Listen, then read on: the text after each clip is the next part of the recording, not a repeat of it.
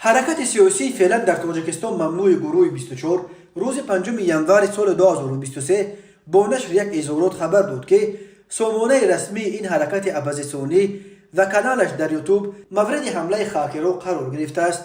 گروه 24 گفت الکی به رفع اسارت این حمله پرداخته است و کانالش در یوتیوب پورا برقرار گردیده خوانندگان اولا می توانند به سامانه گروه 24 نیز وارد شوند، ولی امکان گذاشتن مواد جدید در سامانه گروه 24 هنوز امکان پذیر نیست. این حرکت اپوزیسیونی گفت متخصصانش در حال حاضر برای برقرارسازی فعالیت سامانه کار کرده ایستادند. گروه 24 در اظهاراتش گفت خوب میداند که در پس این حمله ها کی ایستاده است. این حرکت در این باره تفصیلات دیگر نداد، ولی طرفدارانش را اطمینان داد که صرف نظر از هر نوع مانع و تهدید به مبارزه به ضد حکومت امام علی رحمان ادامه خواهند داد.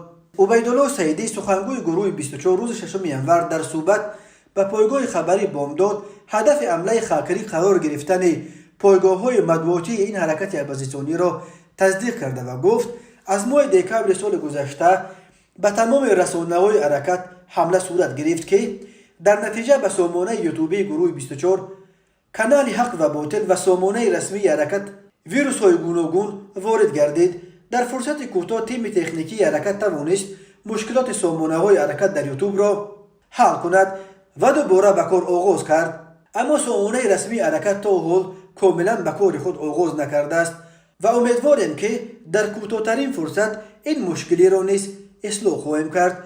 گروه 24 از جانب صاحبکار عمرعلی قوتوف سال 2012 در پی فرار او از تاجیکستان تشکیل شده است. قوتوف شمس‌الله صاحبوف یکی از دامادهای پرزیدنت تاجیکستان را به غصب تجارت‌هایش در تاجیکستان از جمله به غصب شرکت‌های تاجران و فراز ابدار می‌کرد. اساسگزار گروه 24 عمرعلی قوتوف ماه مارس سال 2015 در شهر استانبول ترکیه در نتیجه یک سوءقصد مسلحانه کشته شد.